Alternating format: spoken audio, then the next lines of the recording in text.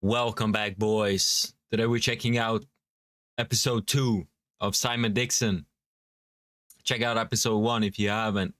This is really interesting what we have been learning, and it's crazy, like everything that has been happening, everything that has been going on with the like money and politics and power, all these like changing things.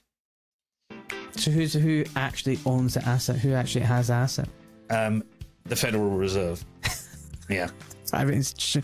And have you seen the pictures? With an IOU to Treasury. Yeah. Have you seen the pictures of Iraq after the Gulf War and all these American soldiers literally sitting on tons and tons of gold? Yes. And isn't it funny how all the gold from Libya just suddenly vanished and disappeared after they overthrew Gaddafi? Yeah, now that's an interesting one, because that never made its way to the balance sheet of the US government. Exactly. Where the frack did that go? That's the black op operations. That funds the black op operations where the human trafficking, sex trafficking, weapons trafficking happens at the state level, in the military. Much of, even on the stock market, when you look at Lockheed Martin and General Dynamics and JP Morgan, there's the balance sheet, the public stuff, and the off balance sheet, the private stuff.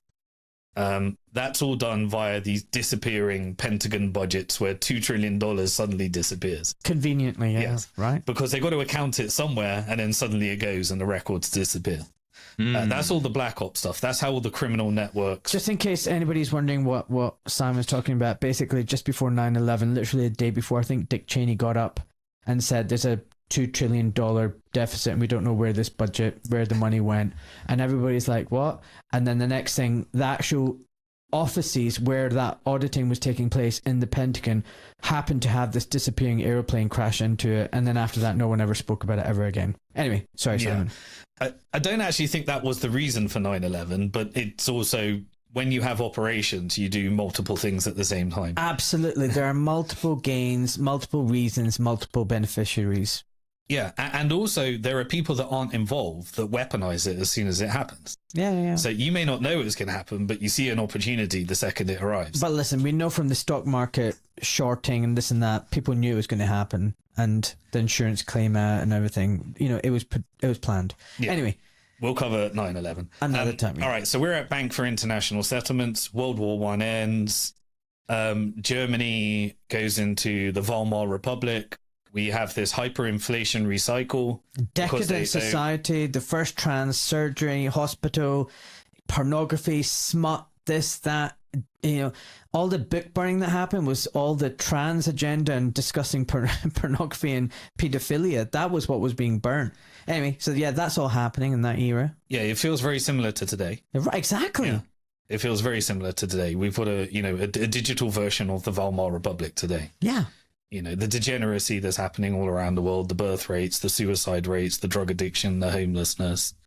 I mean, my guess is that we can't see what, we think this is something that only happens in the past, but sometimes most people never know they're in. If you look at every civil war, most people do not believe they're going to go into civil war until it actually happens. Yeah, exactly. Yeah.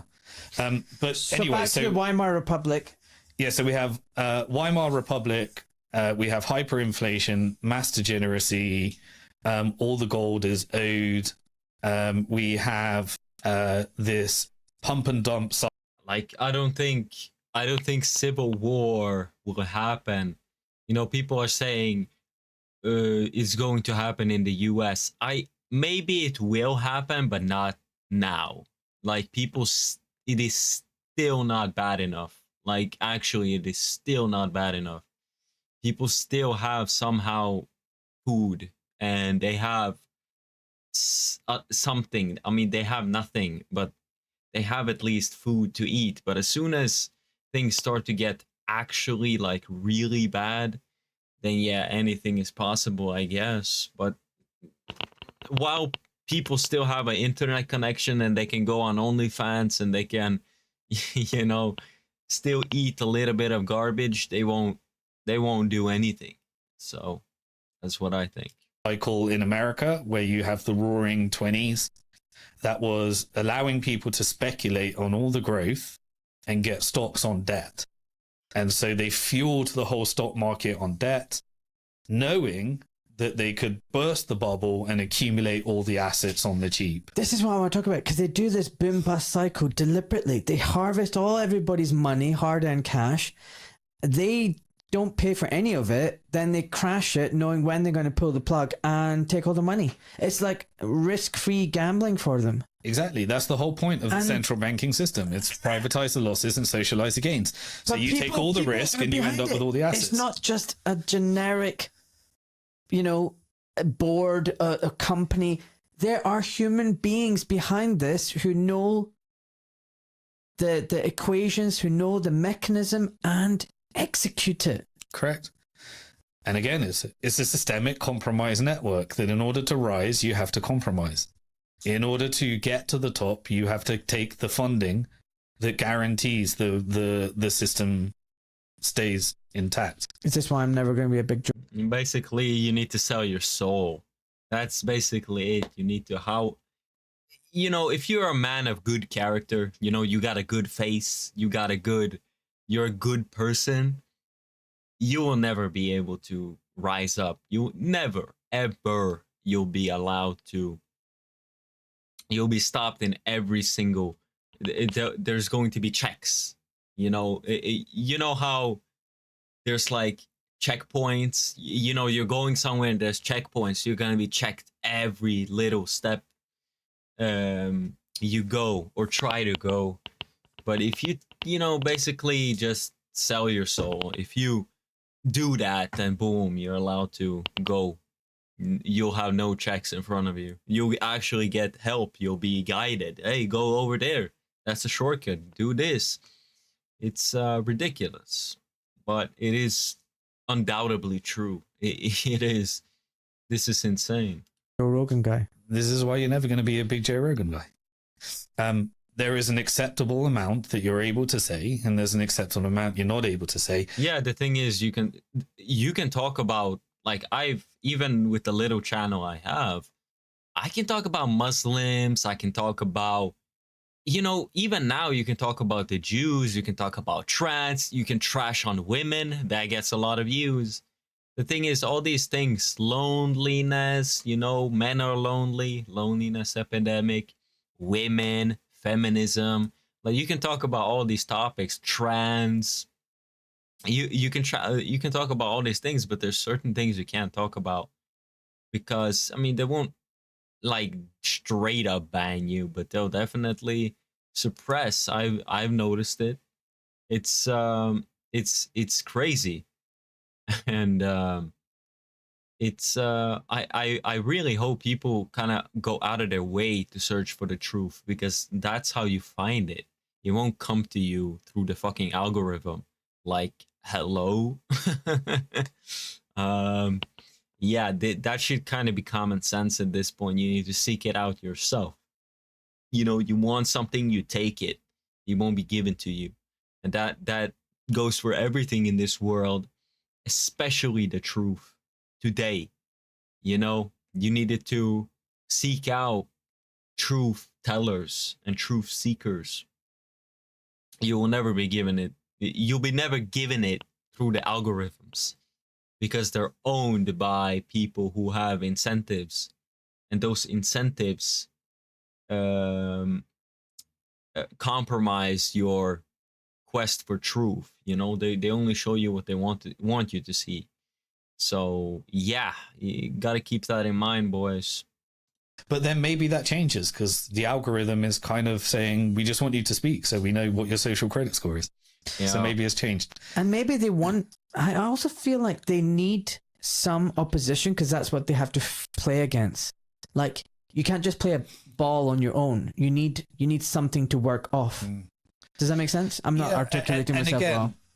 I agree, but I understand what he's talking about. It's like imagine you want to recreate like the fall of Rome.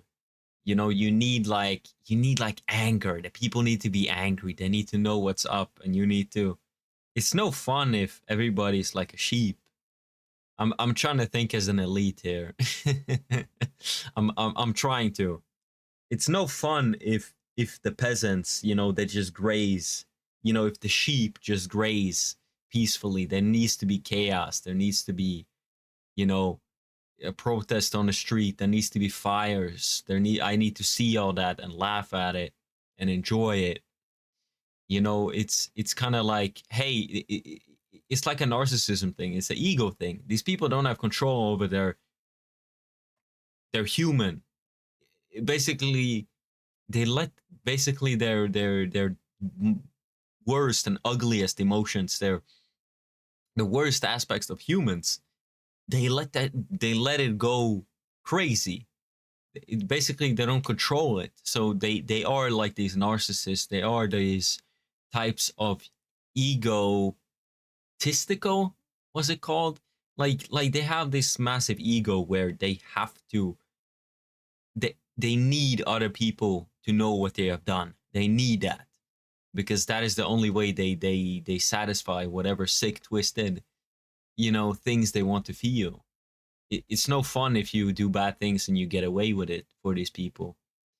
They need people to know they have done bad things. It is their like fetish in a way. And yeah, that's ridiculous. That is sick. They're not that sophisticated sometimes. Sometimes shit goes completely out of sync and out of whack. Like what? And like maybe they didn't plan that we'd all be talking about this stuff, but once it starts happening, they figure out the strategy. So they adjust to things going wrong. Okay, go back to Weimar Republic. You were saying, and the fuel, the Roaring Twenties, engineered, absolutely. Then the Great Depression. Yeah, and it was purely created by the Federal Reserve. So then the markets crash 80%. Everybody buys the assets. I'm missing some stories. It's just we got to get through this. There's so many. Like it's so interesting. like the way they destroyed all the local banks. They centralized everything. Correct. And the worst example is here in the UK, where there are literally just like 5 banks. At least still in Germany, you have community banks, thousands of them. And really, banking can work for you, but it has to be local and community, and it's not speculative, it's not derivative, it's not casino gambling. It's helping the local community invest and produce something out of it, not put money in a house and speculate that your house's price is going to go up and blah blah blah. That's one of the things that happened at that whole Great Depression. They destroyed the banking sector in America. You actually just touched upon how to beat the debt-based Ponzi scheme. If all money in the Ponzi scheme is lent to productive assets, and this ties into the story that's about to come with Hitler. If money is actually created for productive means, then it can actually outperform the inflation through productive growth. Yeah. But it's not a debt-based Ponzi scheme, so that's how you do it with the debt-based Ponzi scheme. Now, what happened were a couple of events. So firstly, America made it illegal to own gold for the Americans. So they confiscated everyone's gold and said, give us your gold and we'll give you $20 of Federal Reserve notes. Then later they gave them $35 and now they repriced it to $42. Wow. The price of gold today, as we know, is approaching $4,500. So that was a massive theft. Again, fiat currency is a mechanism for stealing hard money. Yeah. They end up with the hard money and the assets. You end up with the fiat currency and the debt. That's the whole system. And so they stole all the gold. They ended up with a chunk of... so then they needed more wealth redistribution. We had a Great Depression. And the military-industrial complex and the manufacturing base was built out of all this labor that was put to work. America built an amazing manufacturing base. And started creating the most sophisticated technology for killing people that could ever be created. So America became the ground that had all the resources, all the oil, everything they needed to make the technology to kill as many people as possible in order to get what they need, the resources that they needed. And then we entered into World War II. World War II, again, same rules were set up. Now, how did Hitler fund World War II? How did he fund it? He actually arrested the Rothschild the banker. That was actually happened. And he decided to print a currency. Oh, by the way, but he let him go. He did? Okay, I can't remember exactly what happened. I think he was arrested for like 1 day or something stupid like that. Makes sense. And then he went off to Switzerland. I was like, what the fuck? Yeah, that would make sense. Why so would there it would make have been a sense? deal. There would have been a deal there. Right, exactly. Yeah.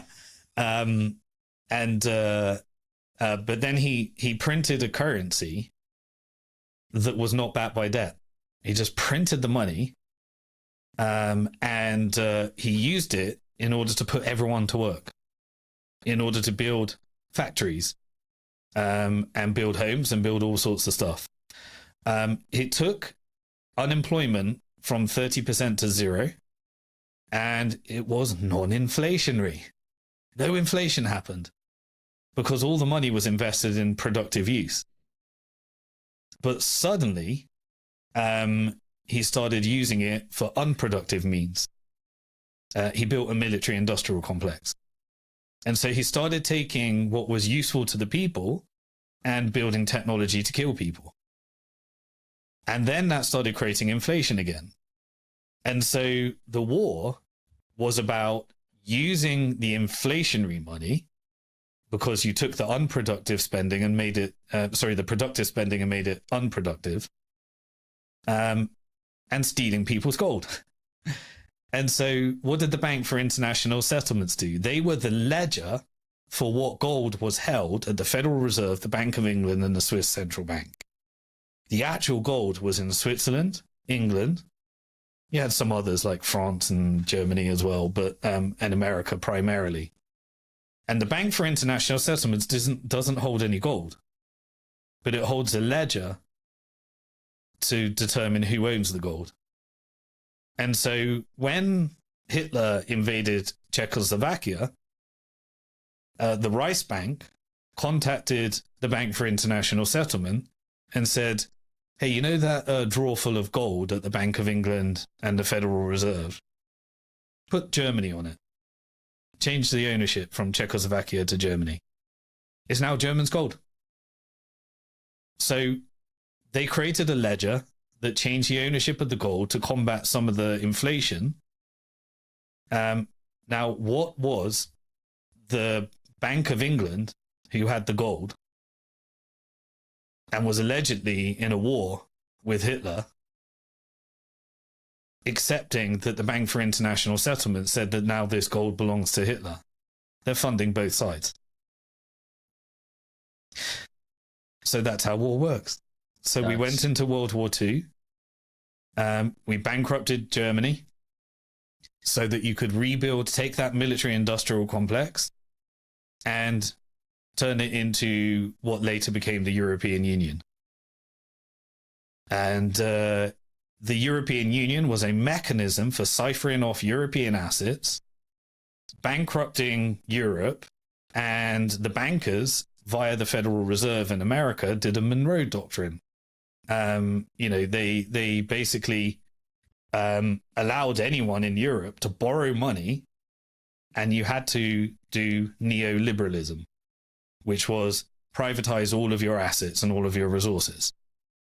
And if you want to keep your assets, then you need to side with the Soviet Union. And so we entered into the Cold War. So they had all of the Soviet Union countries rolled up into Russia and the Russian infrastructure, and all of the ones that wanted to privatize all of their resources rolled up into the Federal Reserve capitalism infrastructure. They had both. And so what happened at the end of World War II? One of our economists that was funded by wealthy banksters, John Maynard Keynes. Oh, yeah, shareholder of the Bank of England as well. Took and again, I don't want to go too far, but it's interesting. Islamic finance that fueled the golden age of Islam created most of the models that we understand in economics, but had ethical elements, halal and haram, on top of it.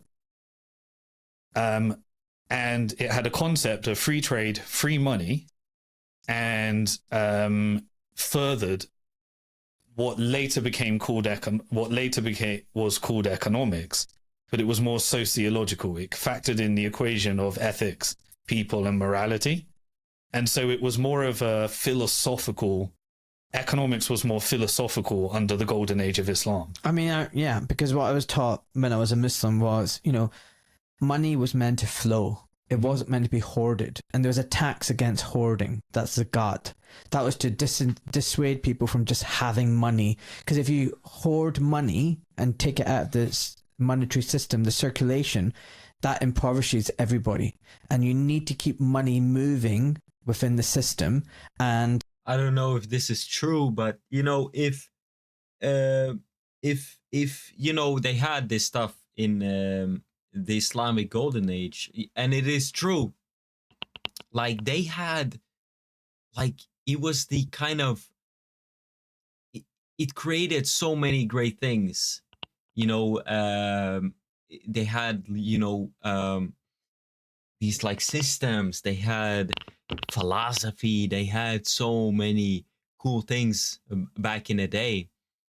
But I wonder, is it like a thing? They must have thought about it, because they were smart back then. They must have thought about it, that you hoard money, you hoard gold, it gets you further away from God, from God. It makes you reliant on the world. It makes you bound to it, bound to the money, bound by money and all this. So maybe there was some kind of element there, but I don't know. I'm just thinking about it, and it's incredible.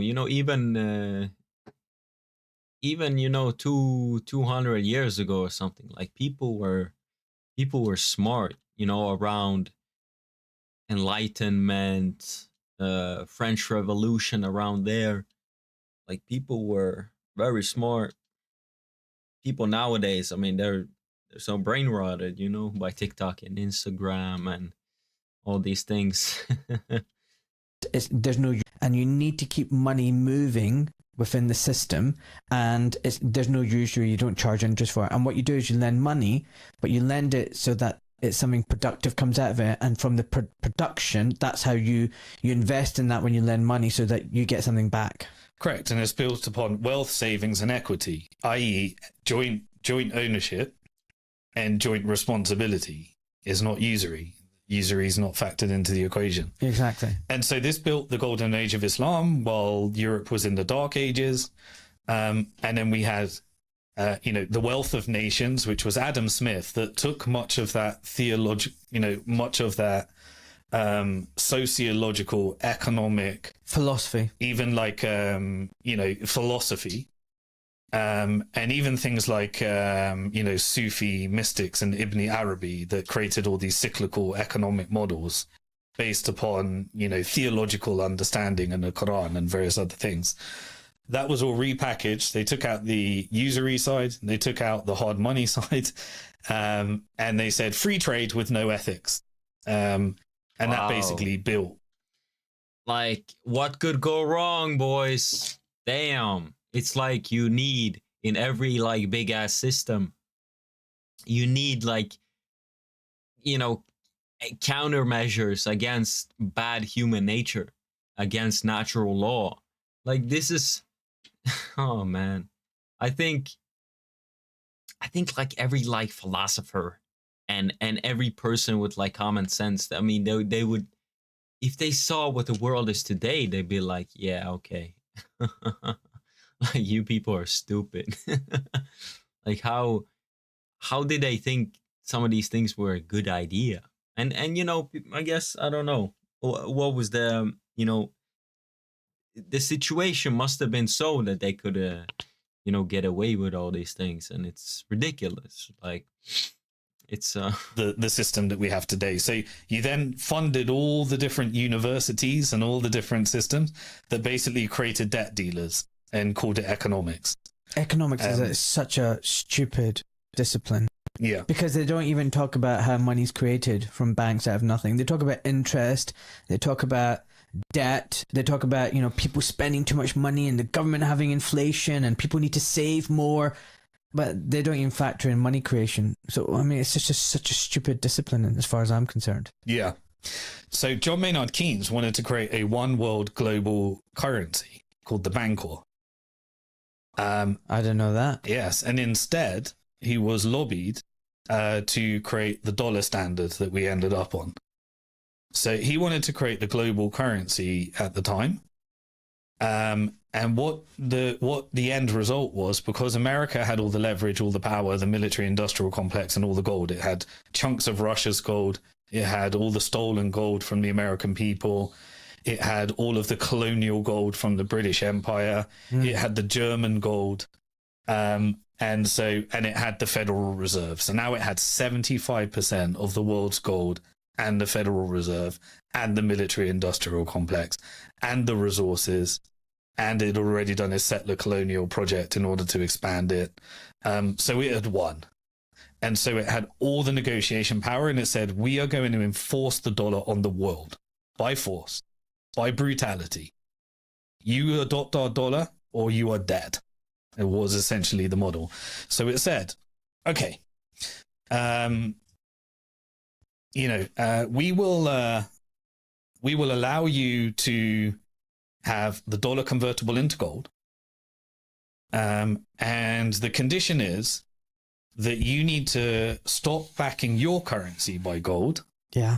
And you need to trade it for the dollar. And so you basically have a market between your currency and our dollar, and you can sell your currency, buy our dollar, and then that dollar can be converted into gold at the IMF. So they created the IMF for this mechanism.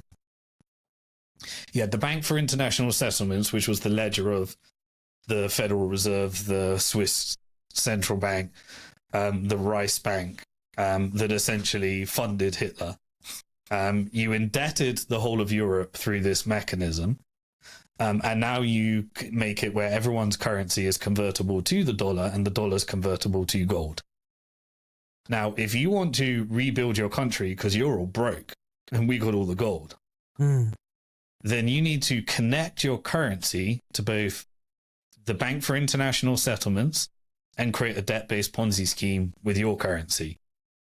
And then your currency will be convertible into dollars. So you have to buy dollars. And then what we'll do is we'll lend you some dollars as well. That was the World Bank and the IMF. And so they took all the country and they said, right, now we can lend them all dollars, which means that if they want to repay the dollars, they need dollars. And if they need dollars, how are they going to get the dollars? They got to buy our dollar, which is why it became the world reserve currency. And it's backed by gold. And they can print their currency, and we can control how much inflation there is in the world. But they'll need to print their currency to buy our currency. And so they'll always have more inflation than us.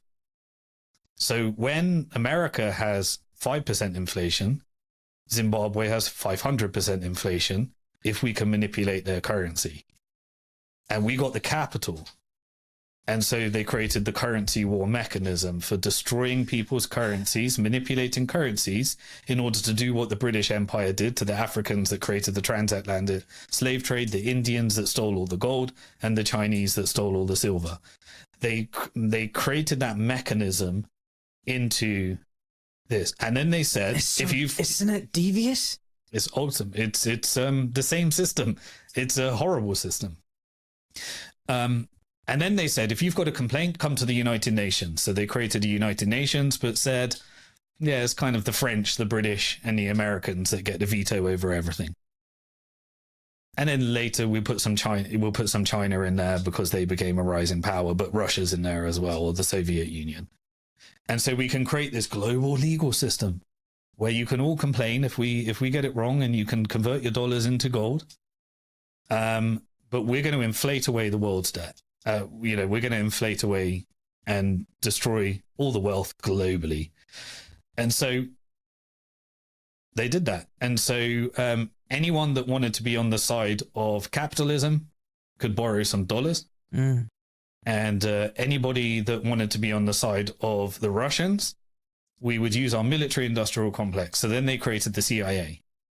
How was the CIA created? It was the Jewish mafia, the Italian mob, and MI6, the previous British intelligence, and the Nazis that wanted to share their secrets. And they created a secret network that later became known as the CIA. And this is where all the dark stuff happens. Now, people they think the CIA is for national security. No, it was to enforce corporate interests. That's what all the movies say. Mm-hmm. It's to enforce corporate interest, because what does this military-industrial complex need? It needs all your resources, Africa. It needs all your resources, Central and South America. It needs all of your labor and resources, Asia. It needs all of your oil, Middle East. And that's ours. And if you don't comply, we'll sanction you and make it where you can't trade with anyone else. We'll install it. We'll fund a militia group, and we'll call them terrorists. And they'll just take over your resources, and we'll pretend we're fighting them so that we can bomb them. Yeah. And then take over your resources. Yeah. We'll then use that economic chaos to create riots. And when there's a riot, we'll install our agents to start shooting people. And then it becomes violent. And then we can come in and we can bomb. And then what happens is we'll replace you as a leader with our leader. So are you going to comply or not? Are you going to take our money? And when you take our money, you must privatize your resources, and we will own them eventually through stock market manipulation. And you must install one of our banks that becomes a member for the Bank for International Settlement. And you must borrow some dollars from the IMF or the World Bank. And if you do that, you're going to be really wealthy. But your resources are ours. And that was the model. And the CIA became the division for enforcing covert operations. And then they used the media in order to control the narrative to make people think that they were doing it for religious reason. They were a superior race. They were civilized. They were doing it for God because they're God-chosen people, whether they use Christian, weaponized religion, weaponized ideology. Bro, this is so insane. This is so crazy. Damn. This, I think everybody would be very interested to hear this, you know, but unfortunately, not a lot of people, they look into this stuff, you know, they get trapped into one of these things, politics, you know, that one is the main one. They get all their like brain power, all their soul energy, it goes into politics. You know, a lot of the women, a lot of the gay people, they get captured by the gay stuff, by the trans stuff. The trans people get captured into there. And it is only people that are like, they're not in a box, like you're homeless. It's only the homeless people that see everything. Everybody else, it's like everybody's in like a building, let's just say, or houses, okay? There's houses everywhere, and I'm homeless. We are homeless. Everybody over there is the gay house. The gay people are there. They're distracted by the gay stuff. They don't care. They don't look outside the windows. They don't know what's up. They're in the gay house. Then there's the trans house. Then there's the big politics house. Everybody's there. Everybody has a community. Everybody belongs to something, but they're still in the house. They don't see everything. It is me. I'm homeless. I see all these houses, so I'm like, these people, they try to, like, what? Then they don't see the whole truth. They don't see the sky. And the sky is everything. You see all these things. Everything is, even in philosophy, even in history, these dudes get captured. They don't study the correct things, and they try to, you know, philosophize and fucking rationalize all these things. And it's so insane, all of these things. I guarantee you a lot of these people, They have the ability to see all these things, but they just don't. They don't have the knowledge. They don't have the knowledge this guy has. This is crazy. This is insane. This explains so much of everything going on, and you layer on top of, history, which he does. You layer on top of history, you layer, philosophy and all these, like, your understanding of human nature and all these things. Like, brother. Once I get this stuff nailed down, once I start to remember all of these things and start to connect everything, okay, like, things are looking crazy. Things are looking, okay, a little bad. I can think of, look at what they did. Look at what they did with money. Look at what they did with gold. What are they going to do with technology? Because they have it all. Like, what are they going to do? Enslave everybody with, like, AI robots? Surveillance state is coming. Are we going to allow it? Are we going to have chips in our hands that we use to scan to buy things? Already you have things like, you are basically like an animal. You have, like, your birth certificates and all these things. There's so much info going around. This is very, very interesting, boys. I hope you guys are paying attention. I'm trying to get all of this knowledge. This is crazy.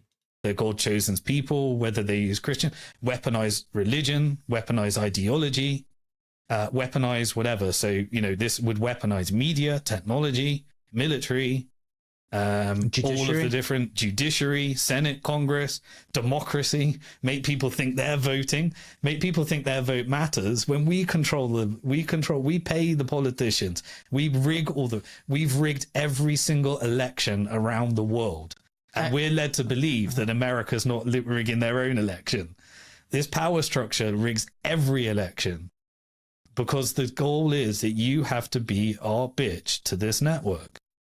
And so you use blackmail, you need to fund it through illegal activities, and the world suddenly makes sense, right? And this was what we called the post-World War II Bretton Woods order. This was all set up in Bretton Woods in a meeting. And so now we get about it, right? We need revenue. We need our stock markets to do well. How do we get our stock markets to do well? War. We need to sell more weapons. Now, if you comply with us and you have our leader, we'll sell you defense contracts. If you don't comply, we'll just blow you up. And the goal is not to win a war. The goal is to sell as many weapons as possible and maximize revenue. And then take as many resources so that we can financialize and securitize them. And then we can use them. And then you can use our technology. And you can buy our cars. And you can buy whatever we produce for you. And you can, we are creating demand for dollars. You print your currency, inflate away your people's wealth, buy our currency so that you can buy our shit. And so suddenly you end up in a situation, and then you provide all the resources that we need. So people are starving in Africa, yet they're exporting all their food. How does that make sense? Exactly. How does that make sense? Exactly. Because they're not allowed to use their resources for their own country. And how do we make people believe? Wow. We create a boogie monster. That's the socialism. That's communism. By the way, I believe in capitalism with hard money. But I actually believe resources should be used to stop people paying tax. And economics is all a psyop. Socialism, communism, capitalism, there's not one example of any of it. It's all bullshit. It's all based upon assumptions that were indoctrinated in order to create a divide and conquer model. We're the capitalists, you're the communist. We're the left, you're the right. We're the Labour, you're the conservative. We're the Democrats, you're the Republicans. You're the radical left, we're the far right. But no one's looking at what really controls the world. And so that's what I was talking about with the houses example. Everybody's in their little house. They're part of something. They feel special. They feel like they have the secret. They have the secret knowledge and nobody else has it. This is the one truth they think they're all holding the truth, but it's sand. It's garbage.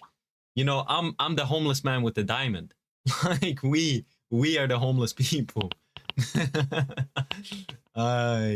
You know, we don't need a house. We're just kind of chilling under a tree, you know, enjoying the breeze, looking over the stars. You know, the sun rises, we look at the clouds. Like, we don't need these houses, bro. We're homeless. And we see what's going on. Hopefully. If not, you know, even you know, the homeless is the world is our house. You know, we're homeless. We need to go to space. You know, but that's going into that's like outer body, you know, homelessness. But you know, we're alive. You know, we gotta keep living. We can't die and go there. So we gotta stay where we are. Yeah. That was the looking at what really controls the world. And so that was the American empire. So what happened? Right, now what's our job? We got our piggy bank, which is the government. We need to bankrupt the government over time. We do that through the bond market and debt. We need to bankrupt the people. Let's turn them all into debt slaves, so that they're working and they're paying their interest on their debt. And we need to pump the stock market, which is if people comply with our power, then we give them access to the capital so that they can borrow against their stock, and we'll give them the contracts that they need, and we'll manipulate the media to make their stock go up. And we won't use our derivative complex in order to crash the price unless you comply. And so then you manufacture the entrepreneurs, you get the Pentagon budget. So what do? We do the Cold War. Wow, that made a lot of money. That pushed in a lot of revenue. Then what do you do? What about those Vietnamese? Let's just go to war with them. What about those Koreans? Yeah, we need to turn Korea into compliant. And it was always capitalism versus communism as the justification. If we don't do it, Russia will get it. The Soviet Union will get it. And that was the justification for everything. If we don't create this, then China's going to get it. Mate, it's still the same. If we don't take Venezuela's oil, China or Russia will take the oil. It's the same old story. Nothing's changed here. But we just think that this is something they did in the past. This is not. We've progressed. We're Wow. You know, we've progressed. You know, they found a strat, or they found something that worked, and they just keep doing it. Like, what? Don't, you know, if it ain't broke, don't try to fix it. You know, this is crazy, man. And you know, people still, they're like, we should have never been in Vietnam. What was this? We should have never done this. What is this? And people still, like, they can't see, like, the thing we are going to regret is happening now. You know, this is crazy. As a society here. And then you had the war on terror. Then you had 9/11. Then you had the COVID pandemic. That was basically a war and theft on the indigenous people of the West as well. Absolutely. So rather than going old-fashioned colonialism and hitting Africa for its resources, I mean, they went to town with their own people. But then I realized these people, these globalists, these bankers, they're not beholden to any country. They are literally internationalists. They're a different breed of animal, whatever these satanic freaking parasites are. They're parasites sucking the life force of the planet. I mean, you talked about resources for a second. I did a Substack post in Africa.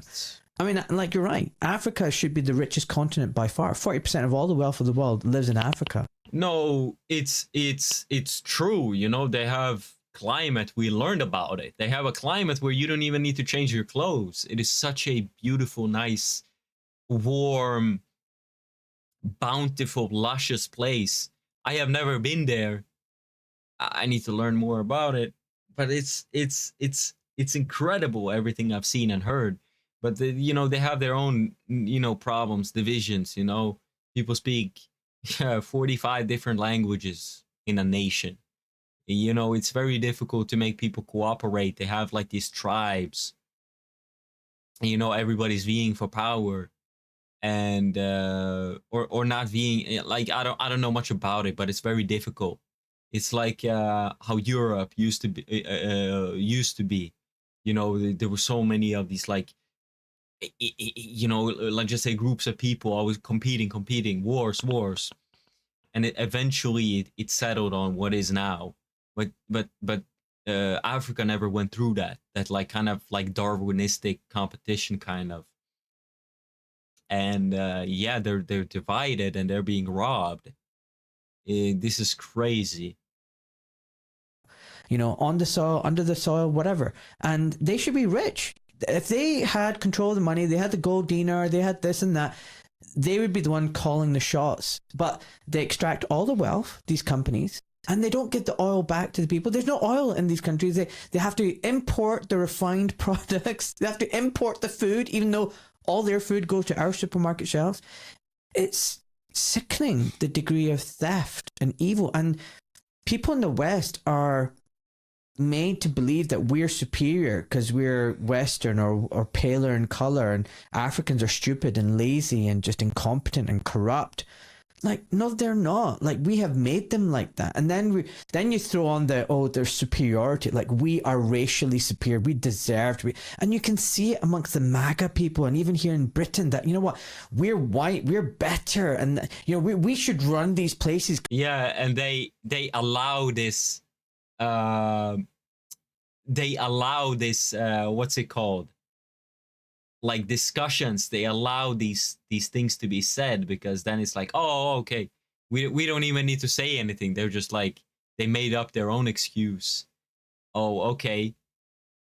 And this is what is happening. This is why you need to remain calm, assess the situation, don't get riled up, you know, like, whites are just the best.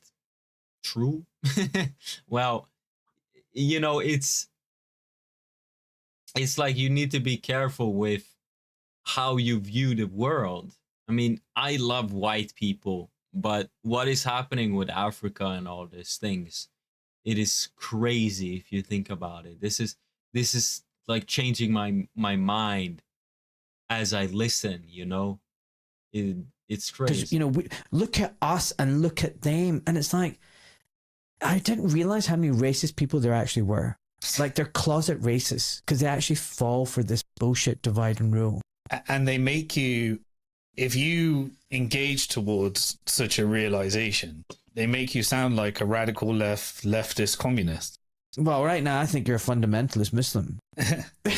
Exactly. So you create all these identity politics. Yeah. And you put everyone into boxes and you weaponize it. Divide and conquer has always been the strategy. Okay, let's take a sidestep for a second. You talked about Jeffrey Epstein and all that kind of stuff. That is huge. And I think what's even bigger than the Epstein list, I mean, I don't understand how people can be charged for something when there's no victims and it's like, and no perpetrators. Like, what is that all about? How can you traffic when you've not trafficked anyone to any person? Like, why are you in jail? I don't understand that. But even more than that, I think the scandal is that this was an intelligence, CIA, MI6, Mossad blackmailing sting operation. It's like, this was huge. Yeah. And you know, I think one more point, then we'll get to Jeffrey Epstein. Okay. I want all of the events that you think are crisis, they're just centralizing. Every time there is a crisis, there's concentration of wealth. Yes. Global financial crisis, the pandemic, all of those, they ended up centralizing wealth up to the top. Climate change. Concentrating further. Climate change. Yeah, I mean, you get a shit ton of money out of all the renewable money investment. And then when you don't want the media to cover that because we need AI, suddenly that doesn't matter. And we're talking about how to drill, baby, drill, right? Yeah. And you weaponize every side of it. You radicalize people through these ideologies, thinking they're ethical. And before you know it, you don't know whether you're a man or a woman. You care more about climate change. And you think my whole life needs to be about removing Trump because then my life might be good. Yeah. Oh, listen, I've got people close to me in my family like that. They think they're very intelligent. Anyway, so basically, the problem of these also things, it's not just wealth concentration, although I think it is, but you touched upon it. There's multiple gains involved. And a lot of these things, these global crises involve global solutions, which justifies the legal infrastructure, which justifies the financial infrastructure, which justifies the control grid mechanism. So they restrict our freedoms and our rights. For all of these crises, they make money, but they also take our power away every single time. And we give it up willingly. Oh, I want to save the planet. Oh, definitely. I'll pay more carbon tax. Oh, I don't mind living in a 15-minute city. Oh, I'll take my vaccine for the greater good. You know, it's at a cost. It's not just concentration of wealth. Yeah. We lose our freedoms. Absolutely. And look, if you've already got a plan written called 7 countries that we're going to invade in 5 years, and you've already got a piece of legislation written called Patriot Act, Yeah. then all you need is the towers to come down to scare the shit into people of why they think they should do it. And it just so happens that we decided who's going to buy the towers, and they got terrorist insurance weeks before it. And it just so happens that there was a bunch of art students that were Mossad that were able to figure out everything about how to bomb the Twin Towers. And it just so happens that there were urban movers, Mossad operations that had massive intelligence operations that were arrested by the FBI for 9 months. Dancing Israelis who just happened to be filming the towers as the planes crashed into them and were celebrating doing so. It just so happens that 2 of the hijackers were connected to Mossad, and the funding all came through Saudi Arabian bank accounts.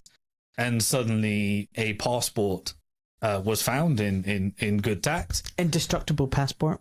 Yeah. No black box, but an indestructible, unburnt passport. Yeah. And it's funny that while the planes were all locked down and not allowed to fly, the Saudi family were able to get on planes and fly out. Correct. So if you didn't know, and the 9/11 came down because it was a CIA operation in cooperation with Mossad and Saudi intelligence. Saudi did the money laundering.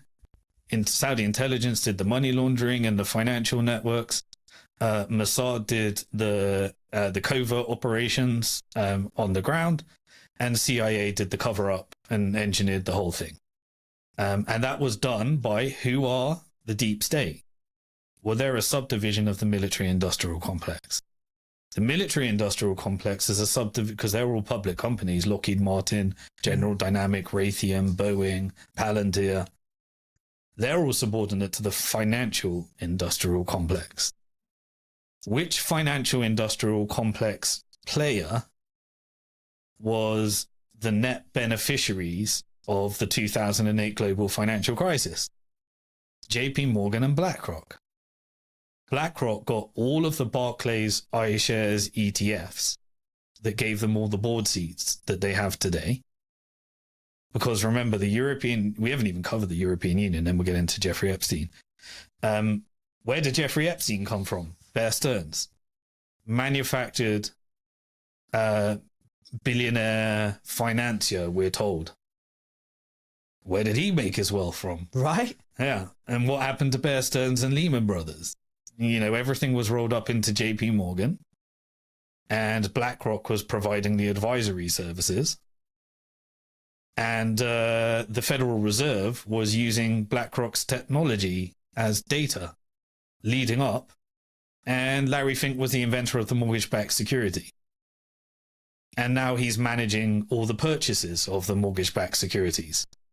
And $2 trillion of mortgage-backed securities are still on the Federal Reserve balance sheet. And the banks receive a 6% dividends on all the assets held on the Federal Reserve's balance sheet. And the Treasury has $38 trillion of debt. Where did that come from? The global financial crisis, the management of everyone's resources via the asset management industry, Medicare, Social Security, Medicaid, and every single war, and the interest on the debt. That's the whole thing. They just did it again. They took a country that didn't have much debt, they installed the Federal Reserve, and they bankrupted the US government, and they created the most liquid capital markets to extract all of the resources, while the rich got richer and the poor got poorer. And the only people that survived are the ones that handed over their money to get them to manage it while they were destroying it. And that's right down at the core. How do you roll over a debt-based Ponzi scheme when all money is created as debt and there's not enough interest to pay off the debt? That's the system. All right, let's talk about EU and Jeffrey Epstein. And then we need to talk about Venezuela and China. And then come back to Bitcoin. I think we're going to do full circle. We'll do another one. So, yeah, the pet project, once the Bank for International Settlements, there was a power struggle between IMF and BIS. BIS performed the role of the IMF before. It was the ledger. The IMF became the ledger of all the currencies. And BIS almost was out of a job.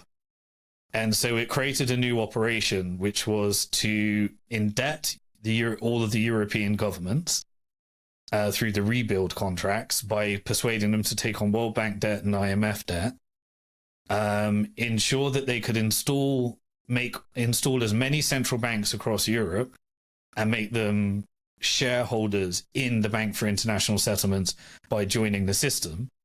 But some have more voting power than others. Correct. Basically created Big Germany. And that was the project, because where did the Bank for International Settlements came from? They created a Third Reich.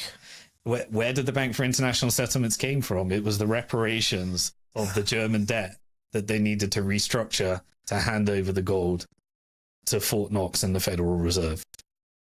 So they created a structure to subordinate the European Union into a single currency through the European Central Bank, and an unelected structure where everybody gave up their central bank, rolled it over into a single currency, and then had a European Union. They wanted to do fiscal union and monetary union. They got monetary union. We haven't got fiscal union yet, and they wanted to do capital markets union as well. So basically their job, the Bank for International Settlements found a way. Can you explain the difference between fiscal union, monetary union? So monetary is the issuance of the euros, not the drachmas, not the Bundesbank or whatever, the francs. So you got euros everywhere. Fiscal policy, what, setting your own interest rates? No, so monetary policy is interest rates, and money printing is regulated by the European Central Bank. The private banks create the euros. Yeah. But they also, when they need to bail out the system, they can engage in quantitative easing to buy those bonds and enslave the government. Okay. Fiscal is deciding how the government, once the government borrows all that money, how do they spend it? That's it, right? Yeah.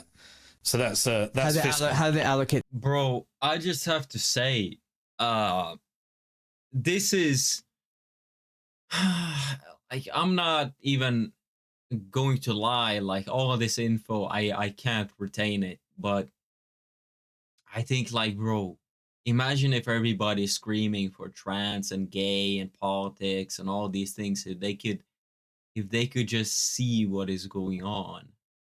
And even the people be getting distracted by Masons, Mason this, Mason that, they're never talking about even like, in a way, all these like recent Epstein things, like rituals, babies, what is going on, the children.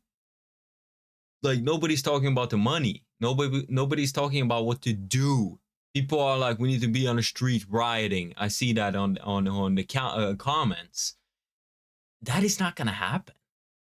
And the solution is what he's probably going to say as well, is you need to take care of your money. That's the only thing you can do, is money. You need to take care of your money, make sure it can be messed with everything he's talking about. Listen to him. Money, money, money, money, money. You need to have control over your money, essentially, is the point of this video. The budget, what they spend on. Right? Correct. And then capital markets is the stock market denominated in euros for all the European countries. So that we haven't got, they're trying to push for unified capital markets. and a fiscal union, they got monetary union. So that's the business project. They did come up with another project called BRICS. Goldman Sachs created BRICS. Brazil, Concept. Russia, India, and China. Yeah, Brazil, Russia, India, China, South Africa. They wanted to co-opt them into a single currency.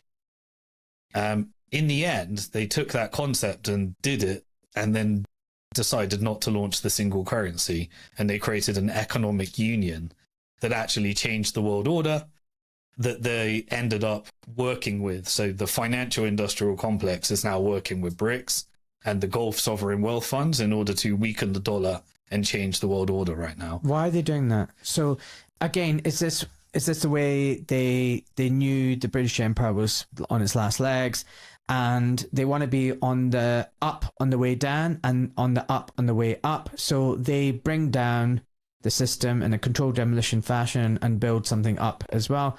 Just like the Dutch Empire was allowed to come down, the British Empire went up, then down, the American Empire. Is this what they do? They just go for it as a parasite host. They're sucking the life force, and then when they think, right, this host is about to die, let's move on to the next. Is that what they're doing? And now this multipolar world and everything? Again, remember they hedge their bets. Yeah. So they play both games. And they don't know which one's going to work. They want one to work. At the moment, they make a shit ton of money out of the dollar. But it's starting to become questionable whether people are going to be able to roll over that Ponzi scheme. So you start preparing. And so what do? With the British Empire, there wasn't like a sudden transition. There was wars. There was a strategic weakening of the dollar. There was an operation to repatriate the gold. Yeah. And then you set up these other nodes like the Bank of Japan and after every war and various other things. But what I'm saying is the British growth has just been dire, just rubbish ever since. But the currency just slowly weakens. So they tend not to like these dramatical crises. They just like a slow depression while they build up the other empire.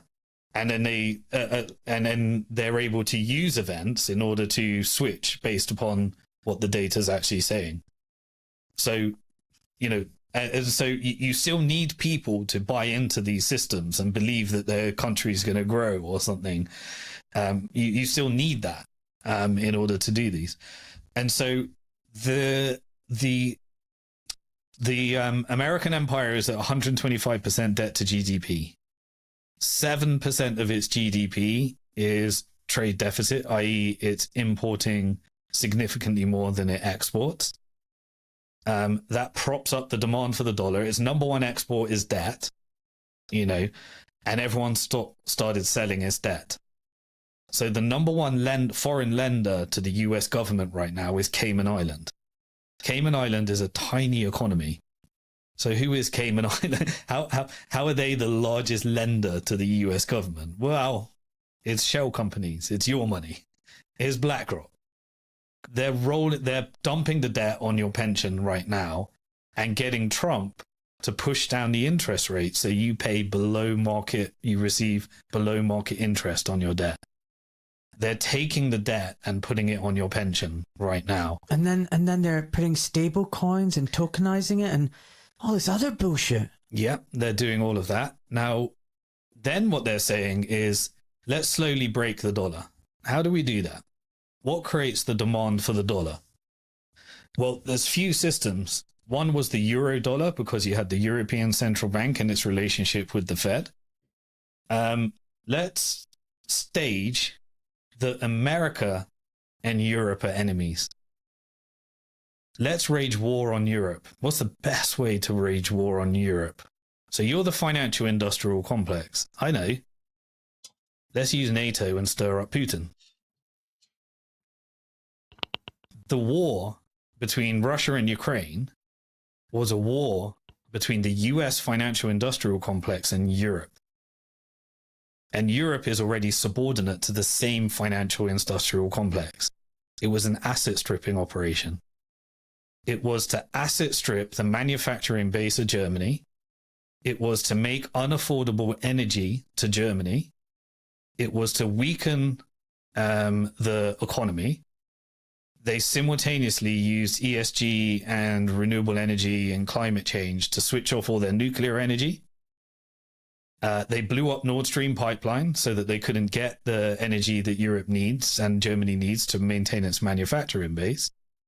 And then they bankrupted it through QE debt and COVID, and investing in brand new renewable energy where that investment was never going to succeed because only China could do it. And so once you break Germany and the manufacturing base, you break Europe. You do Brexit. Yeah. You separate out UK. You strategically destroy every aspect of Europe. And then you use covert operations. So in 2014, they did a regime change in Ukraine. They ended up with Zelensky. Zelensky works for the military-industrial complex. He's literally an actor. Yeah, I saw some videos of him like dancing. I can't quite remember, but he was like dancing and he was like super like, like he was an actor that acted as like some kind of president or something. And people liked him so much that they hired him because he acted as such a good president that he became a president. It's so, they socially engineered the people to like him as a president because it's a very good and popular like TV show or movie he was in as a president, I think it was. And then people were conditioned into thinking Zelensky president, even though he was an actor, Zelensky president. And then, boom, he became president, and he was like already, it was such a weird thing that happened with him. Yeah, you get you install Starmer, you install Merz, you install Macron, you install, you give different flavors. You do the right-wing ones, you do the left-wing ones. And their job is to create a narrative around how we're defending democracy. And yeah, I mean, in Germany, you guys have like the far right. Which one was it? AfD? I mean, isn't that some kind of gay woman in power or something? Ridiculous. Even here in Norway, we had like a woman. And like everything is becoming like womanized because they're so easily controlled by these, what he's talking about. Industrial complex, like financial, all these, what he's talking about. While everyone's addicted to drugs, homeless, going through a cost of living crisis, choosing between eating and heating, facts, you're still okay sending $3 billion over to Ukraine that gets spent back up into the US stock market to prop up the dollar. Or you can spend it into the German military industrial complex, but all of it is being spent into the military industrial complex. There ain't nobody trying to stop a war right now. Russia will own Ukraine, and the financial industrial complex will own the rest of it.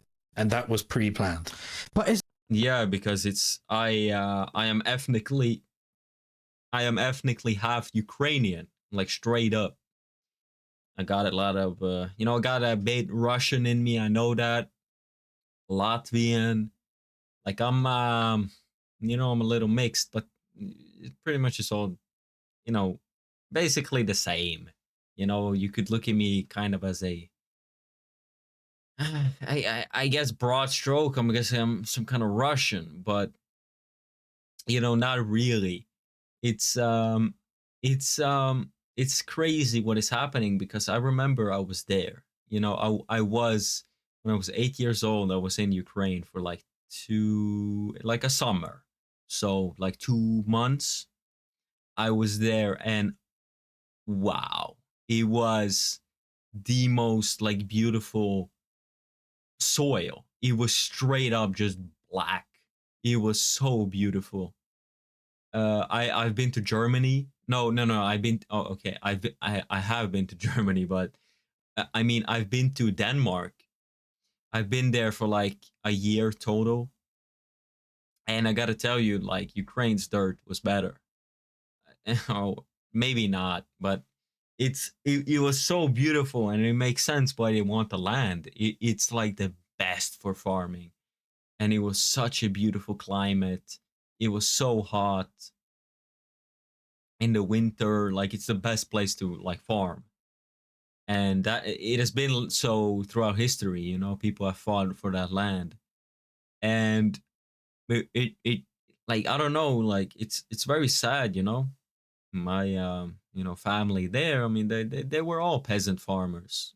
I don't know for how long, but everybody was just a peasant farmer farming for food. Maybe that's why they lived, you know. There's so much like war and stuff happening in all these different places, Russia, Ukraine. I know they were farmers, you know, so maybe they had value and they weren't killed. It's like there was a lot of death, a lot of death. And I get it, yeah, it was it was crazy. Isn't Industrial complex will own the rest of it, and that was pre-planned. but aren't the Russians complicit in this? Because if they really wanted to defeat the Ukrainians, they could have done it by now. They could have bombed, like they could have come down hard. But they're doing this kind of attrition warfare. Yeah, you remember, like, bro, am I the only one? Everybody remembers this. It was like, oh, they're gonna take it over in like a week, or like, oh, it's gonna be in 3 days. They're gonna take it all in 2 days. Like, this is what was said, you know. Now, how long has it been? It really is this like testing ground. What he's talking about, what he's probably going to say, like this testing ground for all these technologies, drones, kamikaze drones. Like, I don't know, they're just using it for some kind of purpose, mainly for money. Yes, probably. I don't know. They use it for money, laundering, blah blah blah. They make money through this war by selling weapons. He's gonna probably say, I would guess. But also like this testing aspect, you know, what can they do? How far, like how long can they actually just keep this shit going? Like, can they, I don't know, like how long will they keep this war going? And it's really kind of scary to think about how everybody's split up, you know. Everybody's on their phone, but nobody's talking to each other. You know, it's crazy. I go on a bus, I go on the street, like nobody's talking to each other. But they see all these things on their phone, and maybe not. They're being distracted. They don't see everything on their phone, or they don't see everything going on in Gaza or Ukraine. And you know, nobody's talking about this. Like, how far theoretically could they do it for? You know, I like, people wouldn't, you know, stop paying taxes. They wouldn't protest, or they do, but it doesn't matter in a way. The only thing that matters is money. Like, what you do with your money is what he said. He gave an example before. I learned there was a country that because of the war in Gaza, everybody just boycotted Starbucks. And no, it wasn't that. Basically, there was like a massive boycott because the CEO or something of Starbucks, yeah, that's what it was. They boycotted Starbucks, and because the CEO paid money to, I think it was Israel or something, what they did was, oh, everybody's boycotting in this country. They lost 10% of their stock. They just took the CEO out. They just like, okay, board of director, whatever. They got rid of him. Boom.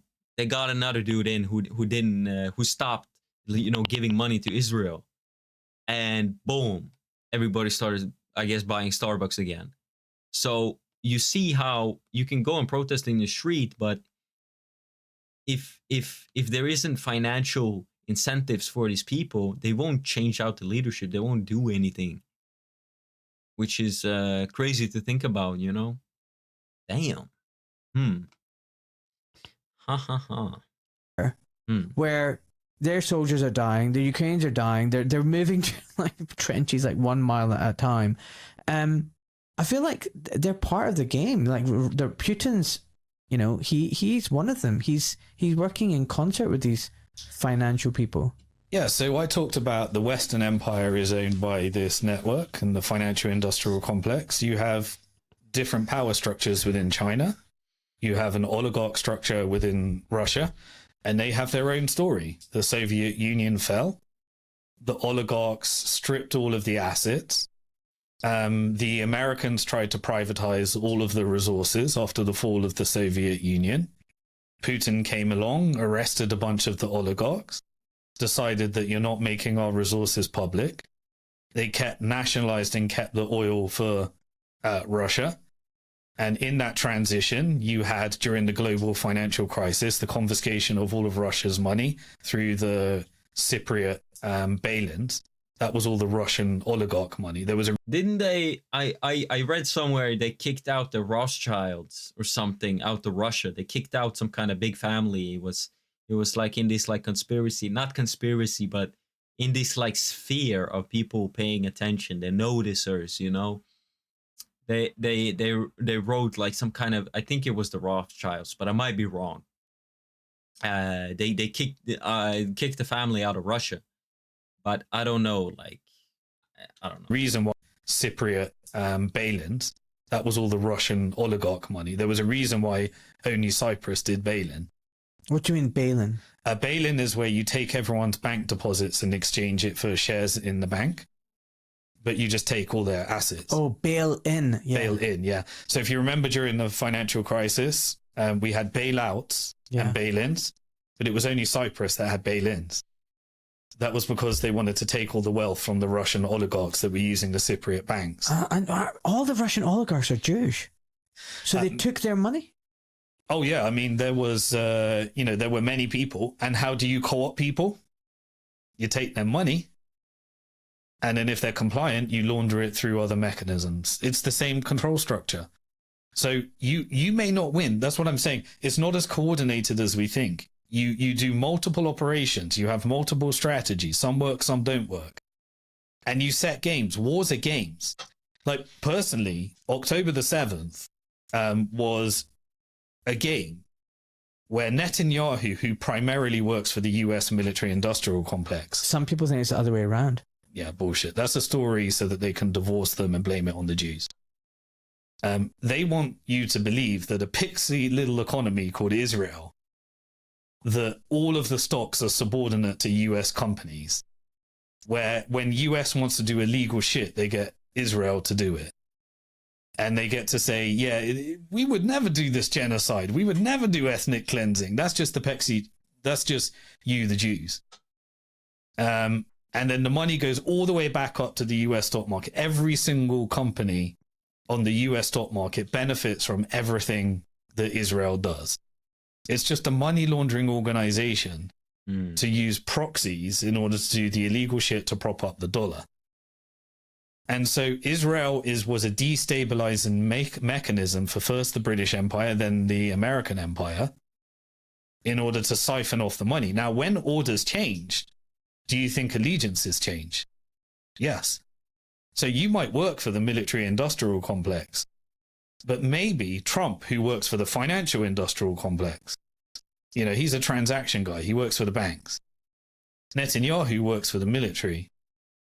You could say, right, October the 7th, let's see if we can get away with ethnically cleansing the Palestinians and genociding them and building a data center and everything we need in Palestine. Let's see if we can get away with it. So you do October the 7th, you allow it to happen. How are Hamas funded? Hamas are funded via Qatar. Qatar is US number one ally in the Middle East. You think Israel is an ally? Qatar is also an ally. Yeah. Because why? They went through decolonization. They were building their sovereign wealth by working. Your choice is you work with the West or you get destroyed by the West. You have the two models. You either become Syria or you become Saudi and Qatar. Now you have to play your game smart. You work with them to get to prop up the dollar with the petrodollar. Then you build your sovereign wealth. And now you're buying America during the fall of the empire. Now you're hosting BlackRock in your country. Now you're actually getting co-investments in every deal that BlackRock's doing with the Saudi sovereign wealth. Now when you come and you say, hey, I want regional stability in the region. Let's invest in the region. Let's ditch the forever war model. Now Israel's no longer needed. But I want to come back to October 7th in a second, but I had someone quite high up come and see me as a patient, and he used to work in the financial system. And he said, "Oh, there's a water bottle there, by the way. It's good, you know. Oh, cool. It's just got mineral salts in it. Give it a shake." And basically, this guy said to me, "You know, the Saudis don't actually have their money in the banks. There would be Westerners and English people and Americans, and they would tell them how much money they could use. They would tell the royal family. The royal family had to go to them to say, 'Oh, we want money,' and they'd be like, 'Okay,' and they would transfer the money over to them. It wasn't like the Saudis actually had the money for themselves. It was all by permission. The Americans and the British gave permission for the Saudi family to use the money for themselves and for their country. So it's not like, do you know what I'm trying to say? It's like, It's like me saying I'm Saudi, I've got all this money, but actually, yeah, I might have all this money, but you're the guy who's got the bank account and the details, and I have to go to you first and say, 'Oh, by the way, can I have $1 million, please?' And you're like, 'Now, what are you going to spend it on?' 'All right, okay, here you go.'" Okay, that may have been true at the very early stage. That's not true today. That's Western propaganda to make you believe that there is this almighty US empire that controls everything. The US empire doesn't control everything. The world has changed. The Gulf countries have their own banking system, their own financial system.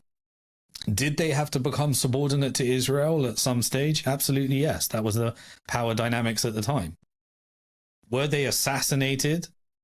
King Faisal, was he assassinated after the oil embargo? Yes, he was. Even the Thani family in Qatar, he was assassinated. The dad, I think the son took over. Yeah. The dad was doing something and he got assassinated, and the son went, "Okay, well, I'm going to play ball," and he was allowed to live. Look, if you want to know who's playing the game best at the moment, type in to ChatGPT, largest sovereign wealth funds in the world. They're the ones that are playing the game the best. And so if Saudi looks like a bootlicker, Zionist controlled, you got to ask yourself, what's Israel's sovereign wealth? They're in debt. What's Saudi's sovereign wealth? Trillions of dollars. Yeah, but what are they doing with that sovereign wealth? And what I mean by that is, if that sovereign wealth is then being used by American banks and companies and Israel to buy investments, infrastructure, whatever. I mean, the Saudi sovereign wealth fund might be Saudi by name, but they're just a tool being used by other people. Like, well, so I might have a credit card with my name on it, but if you're the guy holding the credit card with the PIN number and you're using the credit card, that's not the case. They've got their own banking systems. They've got their own rails. Now, they may have had to use the SWIFT infrastructure for international payments, and that's what the sanction system's about. People build their own banking system, and then SWIFT connects them, and SWIFT is an American weapon. Now, if you're what was the whole de-dollarization thing? That was about building alternative rails so that they can negotiate when the dollar falls. Okay, by the way, very quickly, so the biggest fund is Norway, 1.5 trillion. Fuck me. China, 1.2 trillion. United Arab Emirates, 900 billion to a trillion. Yep. And then you got Singapore, you got Qatar, you got Saudi Arabia. These are the people that are playing the game the best. That's their money. Now, what are they doing with that money? Where is Saudi's money coming today? Now, originally, they were subordinate to to this financial industrial complex. They had to give 50% of all their oil to American revenue. They built it up. When they went against that, they had problems. They were at war with each other, at those times. Eventually, they were able to use the oil on their own, but they had to play a game.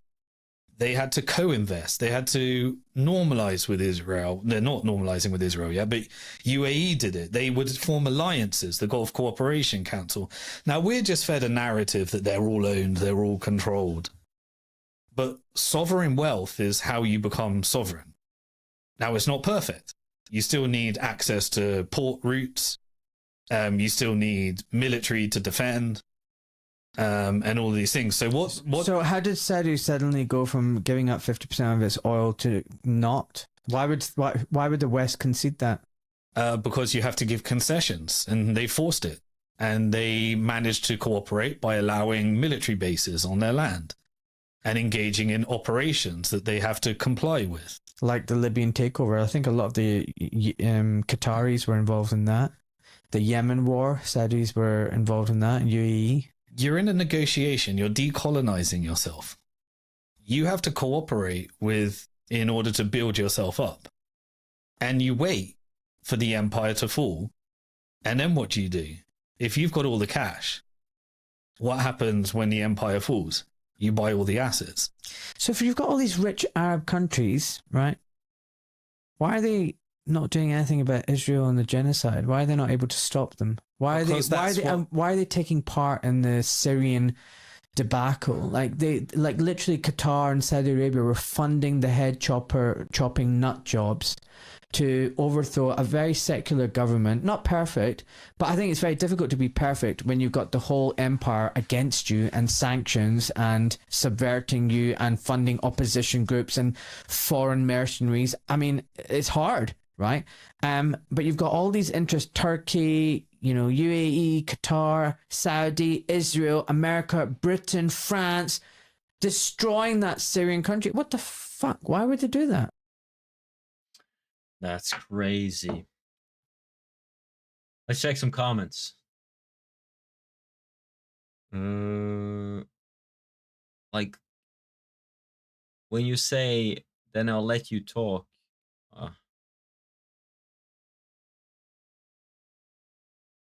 The most important thing that we've learned from history is that we don't learn from history.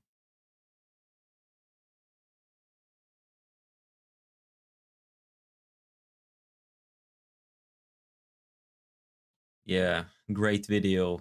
Yeah, I mean, this should really have more views. I don't know what is going on. Very suspicious.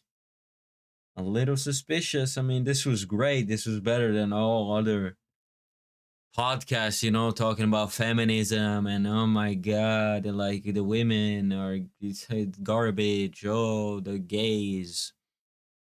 Like what? This is interesting. Yeah. Anyway, boys, I hope you guys enjoyed this one. Please like and subscribe. Leave a comment. Let me know what you think. And I catch you boys on the next one. Take care of yourself.